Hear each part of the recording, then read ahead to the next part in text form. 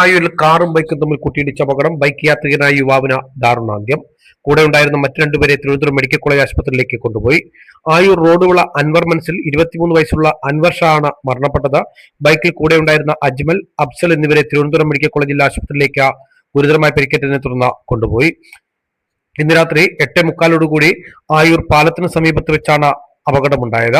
ആയൂരിൽ നിന്നും ചടയമംഗലത്തേക്ക് വരുകയായിരുന്ന കാറും ആയൂരിലെ ബാറിന് സമീപത്തുള്ള വഴിയിൽ നിന്ന് MC റോഡിലേക്ക് കയറുകയായിരുന്ന ബൈക്കും തമ്മിൽ കൂട്ടിയിടിച്ചാണ് അപകടമുണ്ടായിരുന്നത്. ബൈക്കിൽ 3 യുവാക്കളാണ് യാത്ര ചെയ്തിരുന്നത്.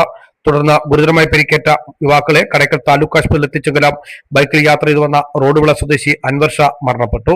രണ്ടുപേരെയും അടിയന്തരമായിട്ട് തന്നെ തിരുവനന്തപുരം മെഡിക്കൽ കോളേജ് ആശുപത്രിയിലേക്ക് കൊണ്ടുപോയി. അൻവർ ഷായുടെ മൃതദേഹം കടയ്ക്കൽ താലൂക്ക് ആശുപത്രി മോർച്ചറിയിൽ സൂക്ഷിച്ചിരിക്കുകയാണ്. ചടയമംഗലം പോലീസ് മേൽ നടപടികൾ സ്വീകരിച്ചു വരുന്നു. കേരളത്തിന് ന്യൂസ് ആയൂർ.